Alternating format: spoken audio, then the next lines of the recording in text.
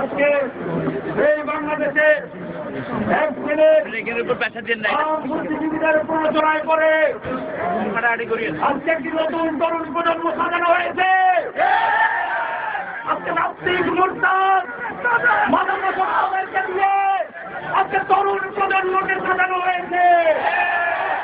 আমরা বলতে চাই এই মুসলমানের দেশে কোন নাস্তিক, কোন মুরতাদ, কোন মাদকাসক্ত তরুণ প্রজন্ম হতে পারে না।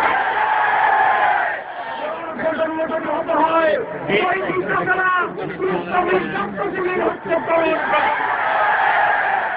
তরুণ প্রজন্মের অংশীদার হিসেবে দেশ শহীদ কণ্ঠে বলতে চাই, শহীদ আব্দুল কাদের মোল্লা রাজাকার নয়,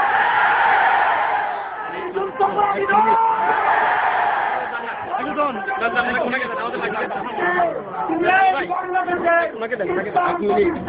একজন বীর শহীদ সবাইকে সকল কর্মসূচি